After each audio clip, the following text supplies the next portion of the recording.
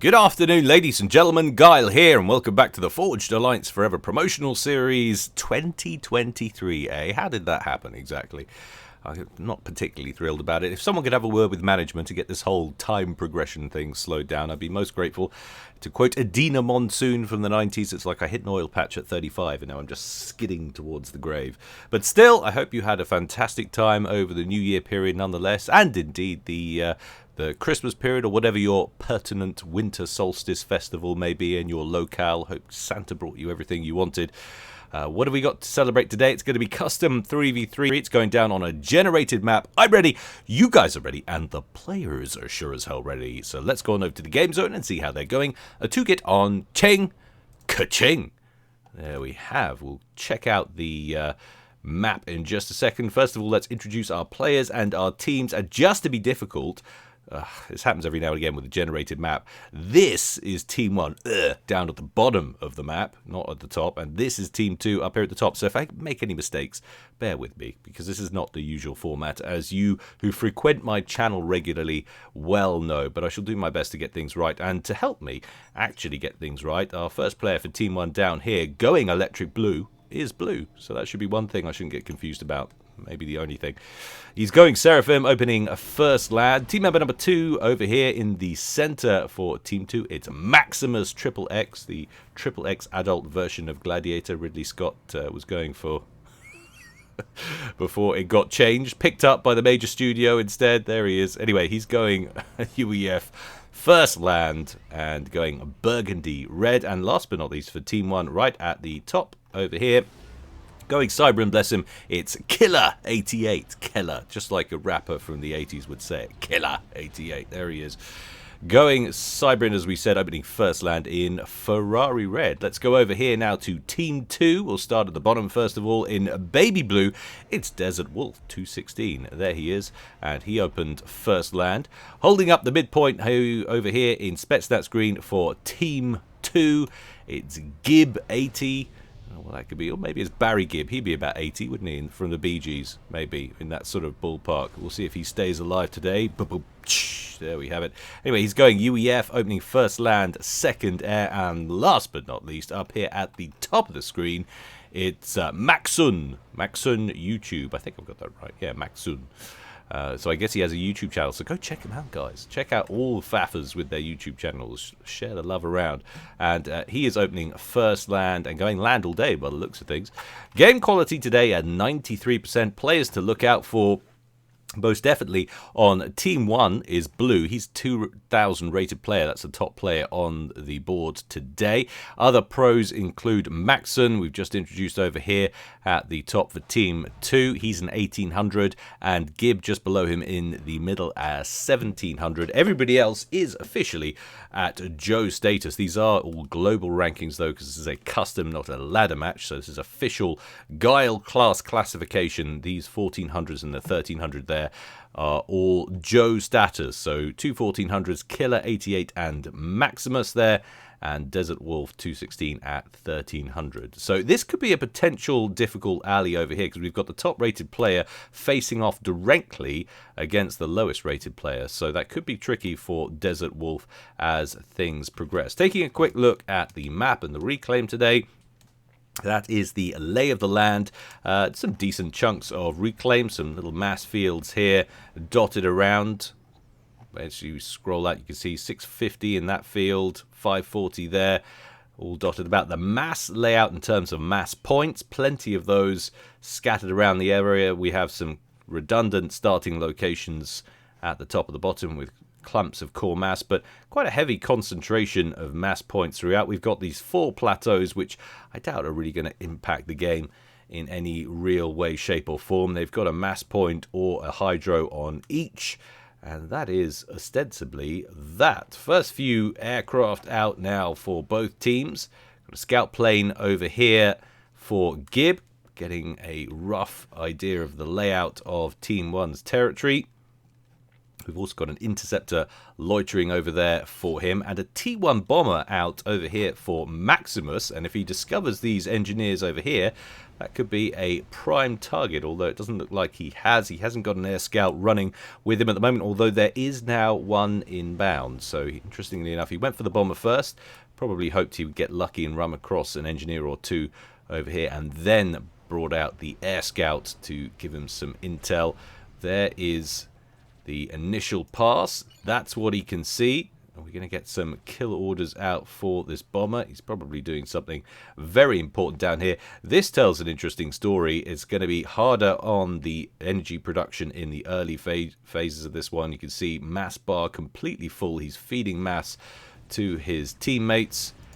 Oh dear, scout plane did get shot down by this archer over here moving in for Maxun.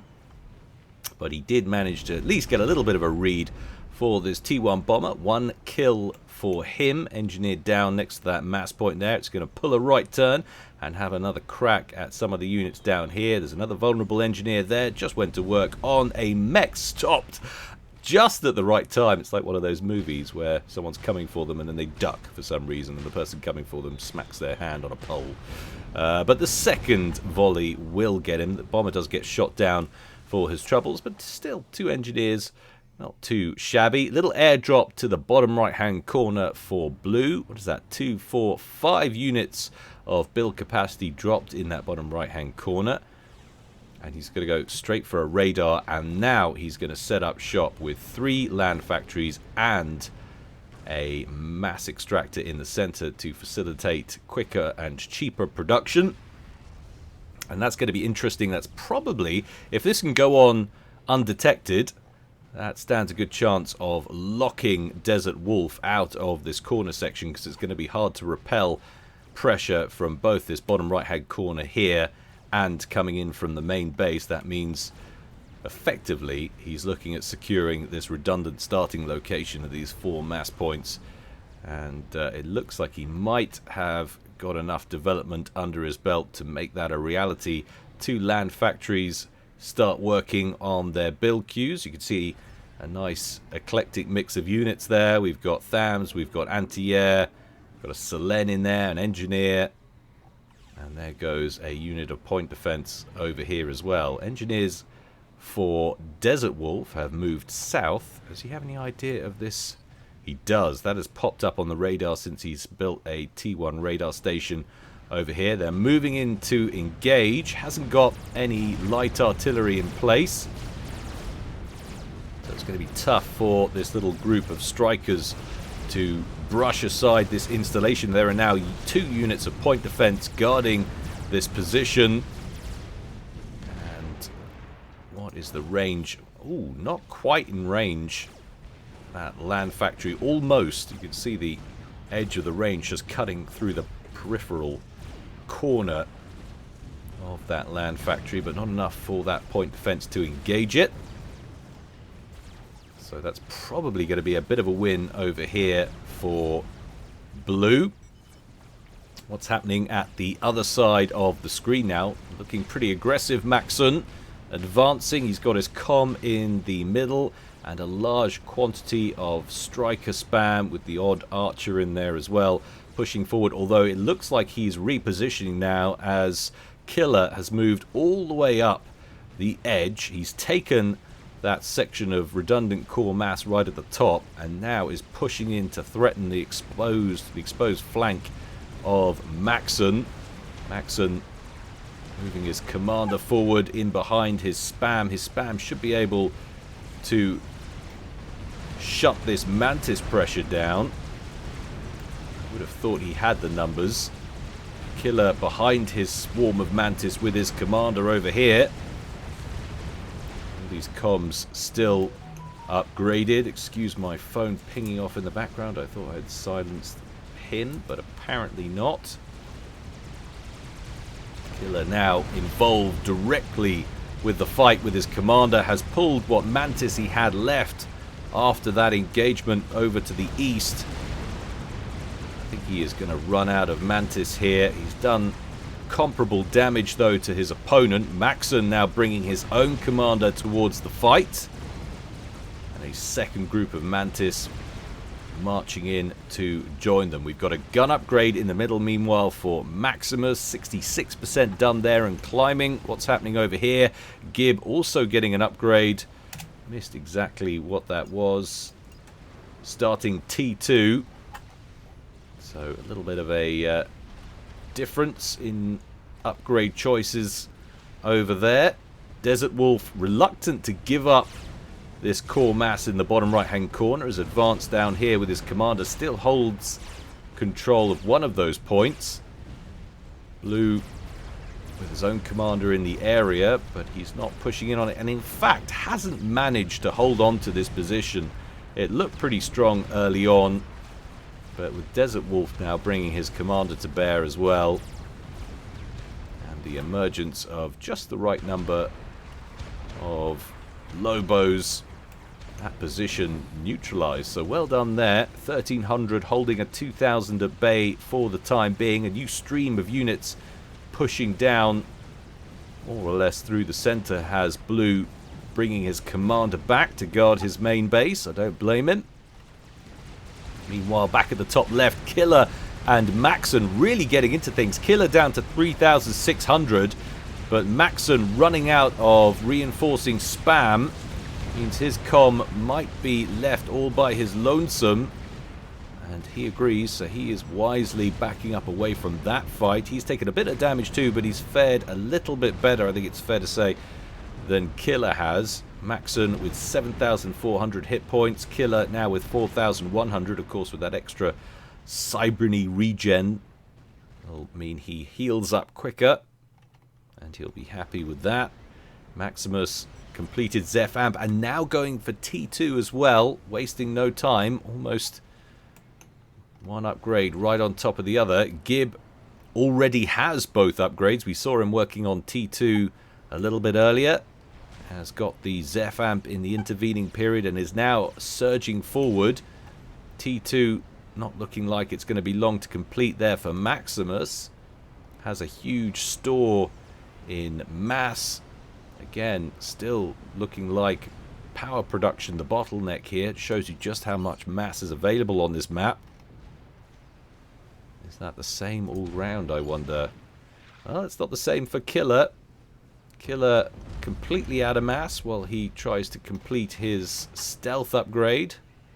I think that was stealth. I think I saw him working on that. No, stealth done. He's starting gun. So this is one upgrade after another. How are things for Blue in the bottom right? Well, he's got a healthy stockpile of mass as well. But look at this. He's all bottled up right now. Desert Wolf in complete control of the bottom right-hand corner and busy pushing with that comm with the gun upgrade on board. Blue is working on his first upgrade. 25% done there. A little ways to go. And fending off attacks in the north and in the east. Will they be able to force a cancel here on Blue's upgrade?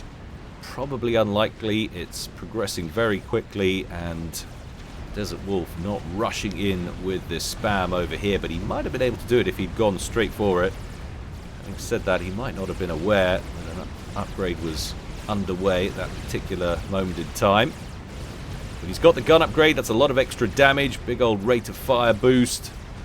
Should be enough to hold this spam at bay. Desert Wolf, though, pushing in over here and has a saucy little run-by underway, undercutting him just to the south.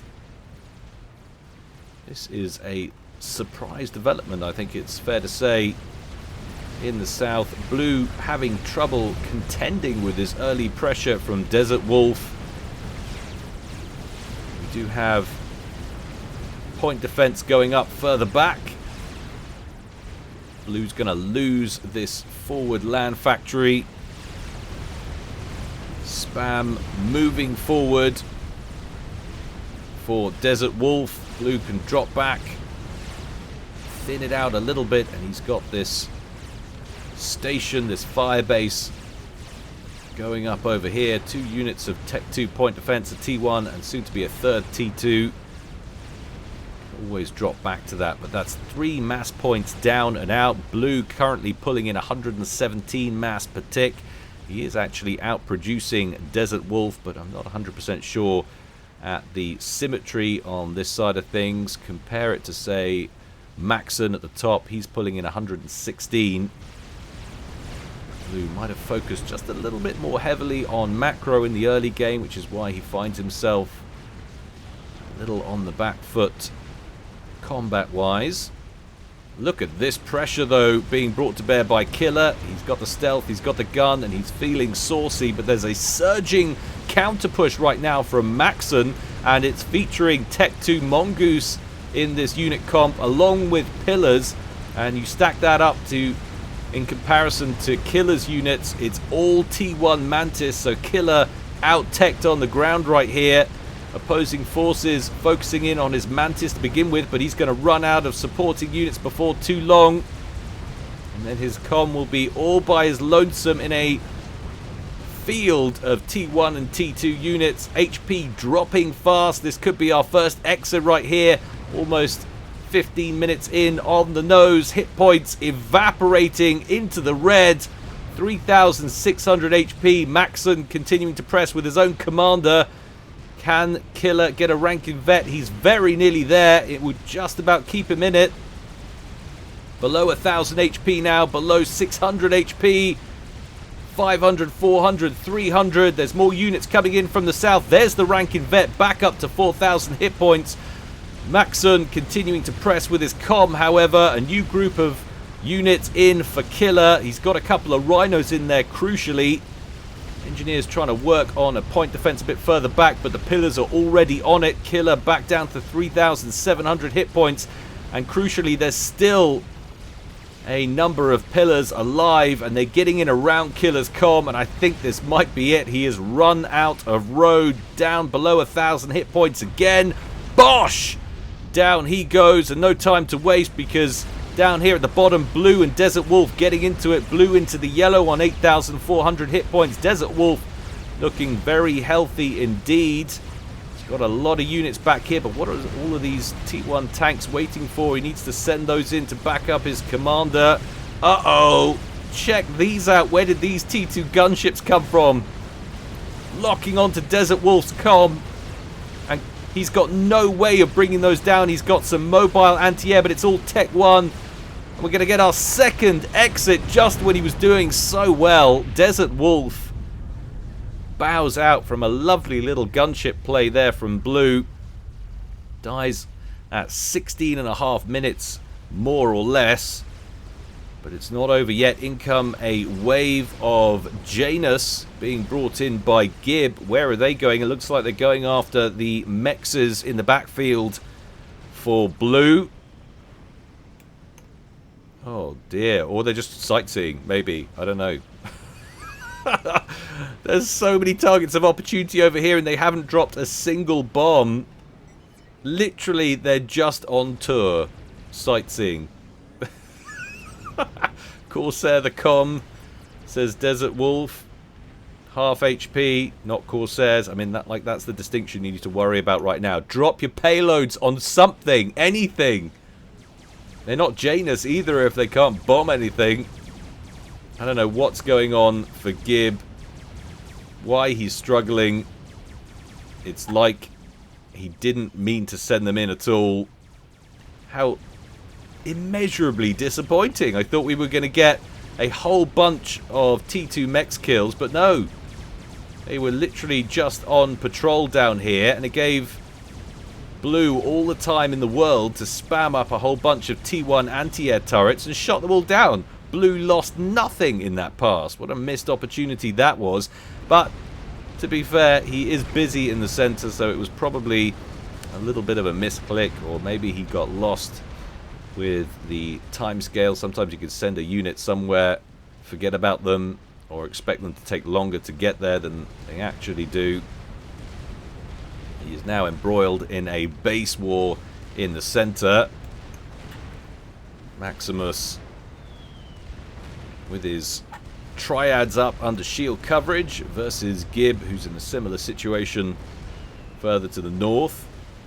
And he didn't waste time. He's up at T3 air production already and actually has a strap bomber out over here. I thought I heard those Little familiar whistles of strap bomb attack. So the Janus might not have wanted to attack, but this strap bomb certainly has no qualms about it. He's got 12 kills to his name. Flying over the recently constructed T1 anti-air batteries is bad for your health, though. Gets another bomb away. This time targeted on a T2 mech. Down that goes with its associated mass storage. Heading further north, moving on to mass points belonging to Maximus. Trailing T1 Inties are blapped out of the skies by the ASF escort detail. Only a handful of HP left on this strap bomber, but he's still getting work done. Oh, that could have been a target of opportunity there. Exposed T2 reactors. But just enough anti-air in the region. Over here, a nice Myrmidon keeps Maximus's base safe. And with Killer eliminated up over here in the early stages, that's opened a door potentially for Maxon, who is bringing his units to bear. Incidentally, of course, haven't mentioned it, but full share is on. So structures automatically transferring to teammates.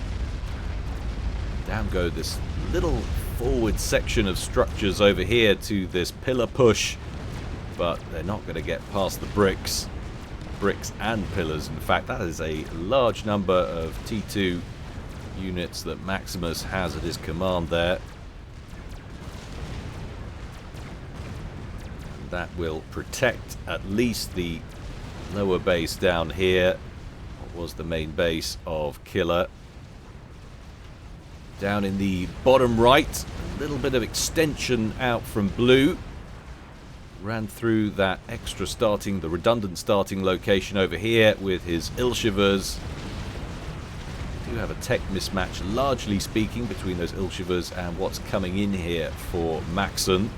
Maxon, incidentally, it's worth mentioning, is now holding control of armies on both fronts, which is not always easy.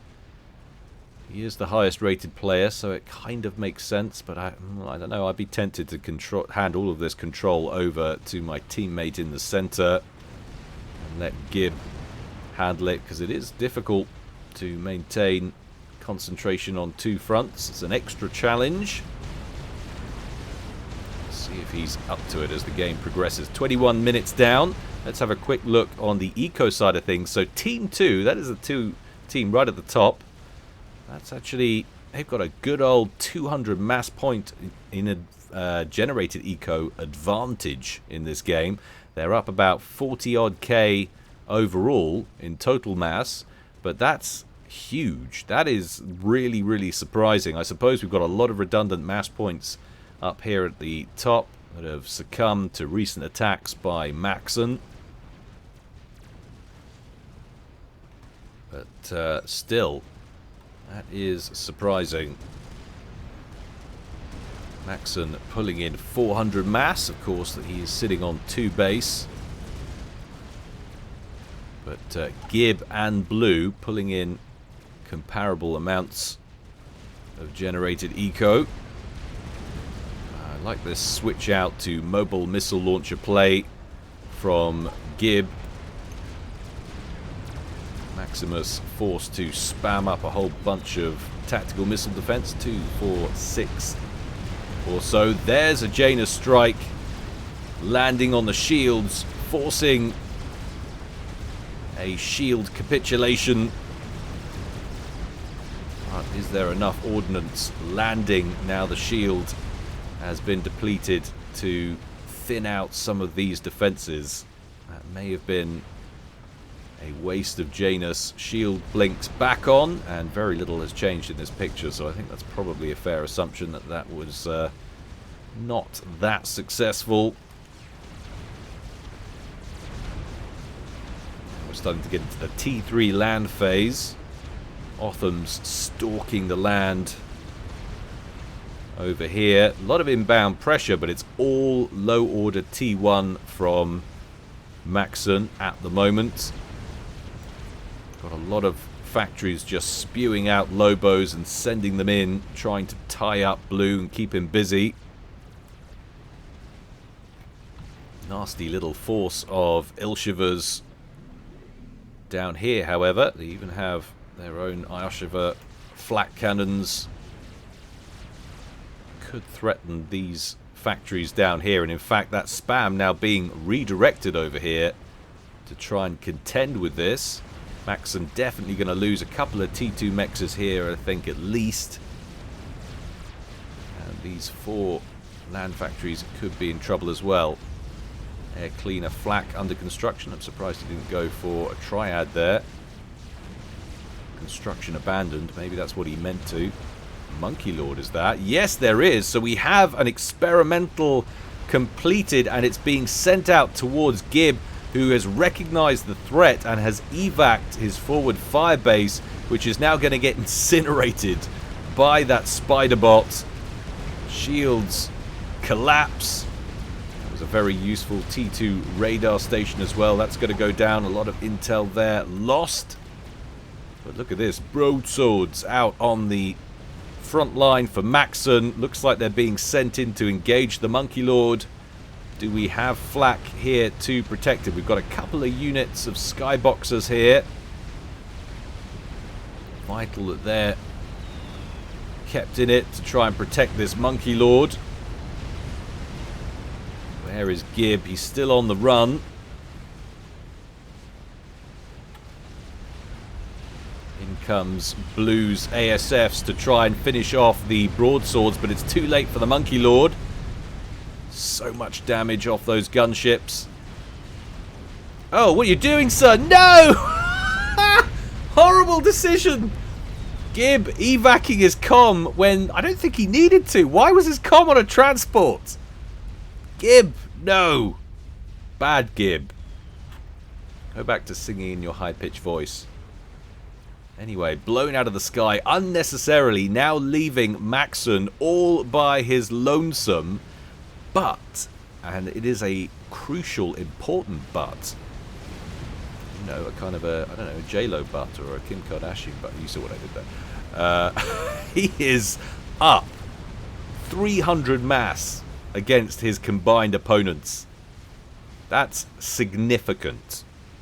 So Team 2 have ecoed throughout this much more effectively. They might be a man down, but they have every opportunity now to outproduce, or I say they, Maxon has every opportunity to outproduce Blue and Maximus here. T3 upgrade on the way for Maximus's comm. 73% and climbing. What is being produced currently? Lots of Percivals streaming out of the main base. We've got engineering rover drones assisting with Percival production. I just get the feeling this could be trouble long term. Ethota on the way for Blue. It could be difficult for Team 2 to hold off this build power of Maxon. Little row of bricks down here trying to inhibit these Percivals. They really don't want to be filing in like that in small numbers. Easy kills there for Maximus. Taking a look at kill-loss ratio, Blue has had a stonking game. 1.96 kill-loss ratio. Maximus below 1. Maxon well below 1. But it all could be meaningless if the eco is strong enough. Could be just mass spam time. It has ostensibly been mass spam time for Team 2. It's all been about the low order spam being sent in. Still an operationally effective group of Ilshivas with some Zuis down here for Blue, preventing Maxon from locking down this bottom right hand corner.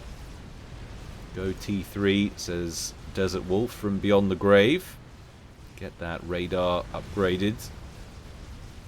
Does he have decent power to sustain that? Yeah, he does.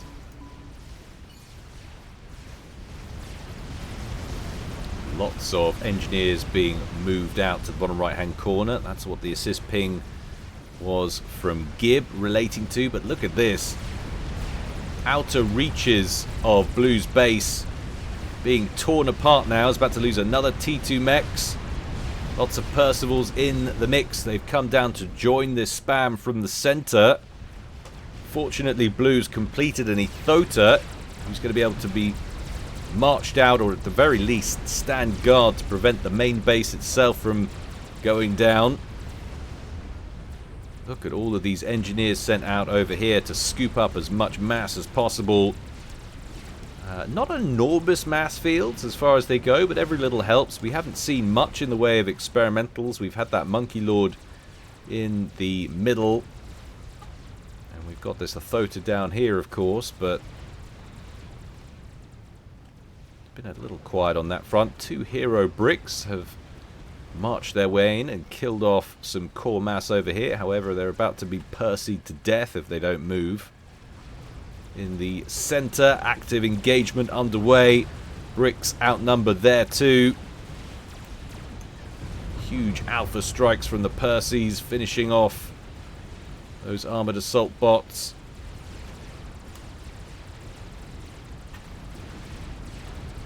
Fat Boy underway, or construction underway for Maximus.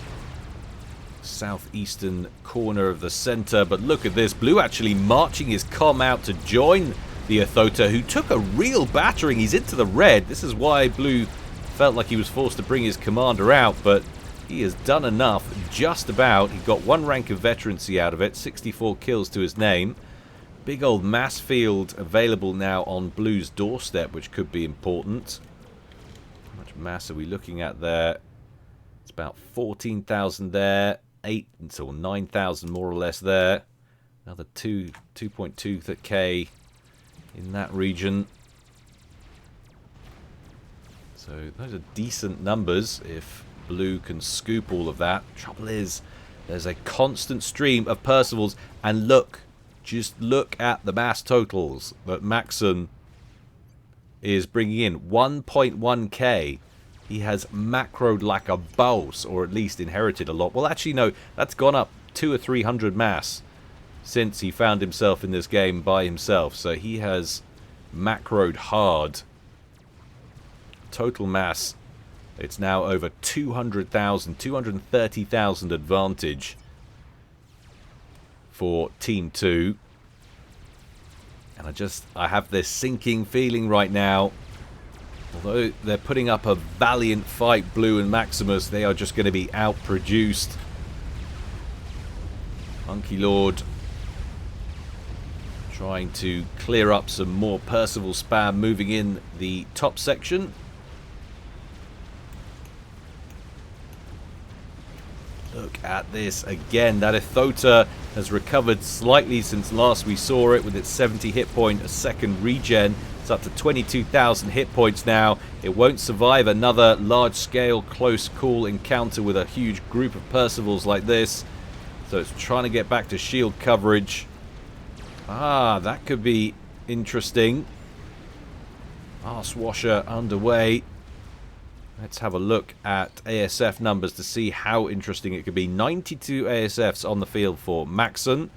Blue has a significant number also. He's got 85 though, so yeah, it's going to come down to how well Blue forces and engage, whether he can use that defensively or not.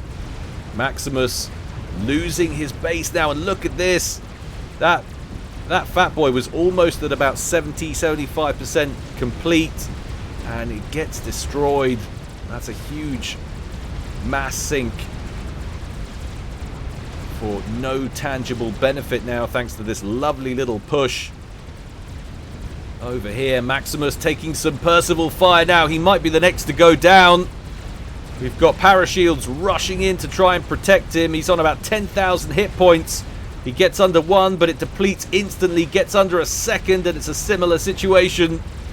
Maximus now 9,000, 3,000, 2,000. Bosh! 33 minutes and 10 seconds. Maximus goes down. It's now a 1v1. And Team 2 outdoing Team 1 massively. It's more than double the outputs. 1.3k versus 579 mass per tick. That is literally unsustainable. Attack pings over here on the Monkey Lord. Chicken dead. Where was that, the chicken? There it was. So I guess they finished off Maximus and then just turned south briefly to finish off the Ithota. Ion Storm raging in its place. And now if you look at the minimap, you can see just the surging in towards this one position. Are they trying to cut this northern base off, kill it off, and isolate blue in the bottom left-hand corner? One variable is this Monkey Lord. Oh, sorry, two variables. One, the Monkey Lord. The other, the Awasar, which is now alive. It gets a bomb off. I didn't realize it had been completed. I was just going to go and check on its progress. Gets the bomb off, kills off a bunch of T1, T3 spam. That provokes the aerial response from Maxon. Where is the escort detail? It's patrolling right by the Awasar. It looks like Maxon is just making a beeline for the bomber. He's got so many fighters, he should be able to kill it off in one pass. He's ignoring the ASFs and interceptors of blue. He just wants to get this bomber out of the equation. The problem with that is he is sacrificing potentially his air dominance, or maybe even giving up air control to his opponent. They are now having an air battle, which he got an, shall we say, an inelegant engage. An engage which suited blue because all of the inbound fighters were focused on the bomber, and it's all now happening over anti-air coverage, which is friendly to blue. So that is air control / air dominance handed over to blue for the time being. Of course, caveat, significantly better resource situation for Maxon, and just look at the sheer number of air factories he's got up here. He's probably going to be able to win that air control back in no time. So was it a good trade? I think it's fair to say that was a calculated risk that could pay off. Northern base looks like it's probably going to go down. No units left in the base to defend. They all pushed northwards. I say all, it's 3 bricks and a striker left that pushed northwards with the Monkey Lord. The northern base that used to be Killer's base is now dead. There's no way that's surviving any of it. 2 iron reactors and a couple of T2 gens going up in that equation. And that takes blue down to just 800 net power, sometimes 300 net power production. He does not have a lot to spare. Things starting to look really dicey right now for blue. I thought when they were a man up, maybe they'd done enough, but there was just too much eco stored up in this system.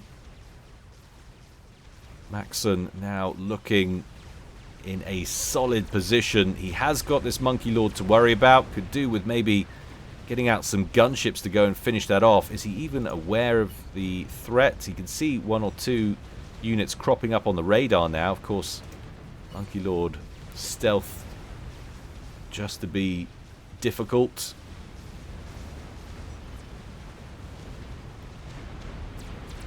But look at all of this pressure coming in towards the main base. We nearly have a second Awasar complete. There it goes. We've got a whole load of strategic bombers. Are we going to see one last hurrah from blue to try and snatch this from the jaws of defeat?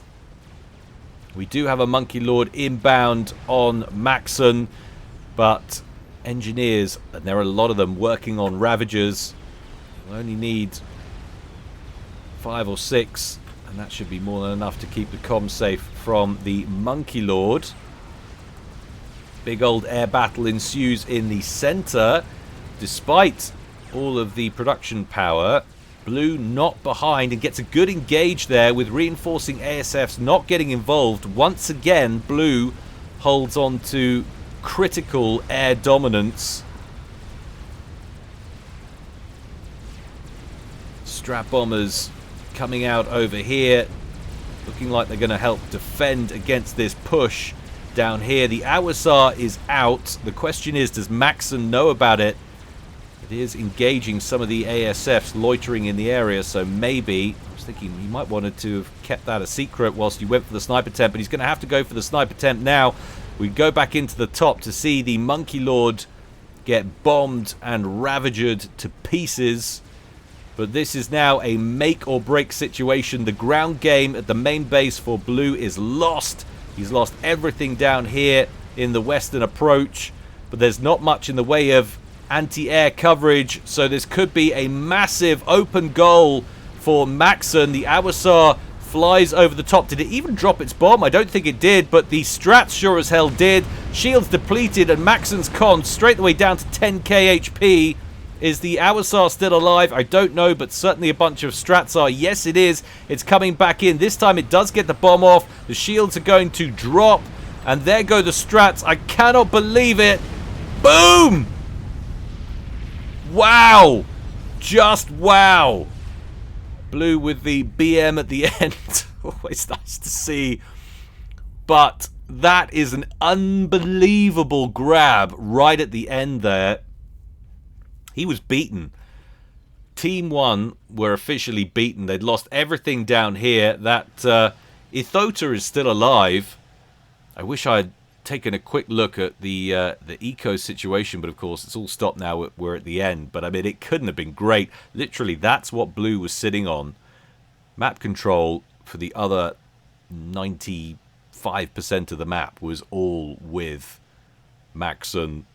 That is a painful, painful way to lose right there. You feel like you've done everything right. There was a big old defense battery at the front line, so it would have been tough taking this down. But eventually, I say that, really, these units could have outrun this Ithota and just been sent in. And once all of this goes down, yeah, you'd have been left with a few rows of very well-defended sections, very well defended batteries over here with these rows of point defense. But yeah, basically he was done. Fantastic snipe though to end the game. Hope you enjoyed it, guys. Don't forget, if you've seen everything and want more content, there is the Patreon. It's a mere $1 a month. I know I say it every time, but it is growing all the time. It's worth checking out if you haven't already. New casts more or less every single week. So we're adding to the pile. I can't remember exactly how many are on there at the moment, but it's in the sort of high 60s, maybe 70s, something like that, in that region, in that ballpark, if memory serves. So do come and join us. We've got the Discord server there as well, and we have fun. Occasionally we get some games in as well, so check it out, guys. But until next time, stay well and stay safe. This is Guile, signing out.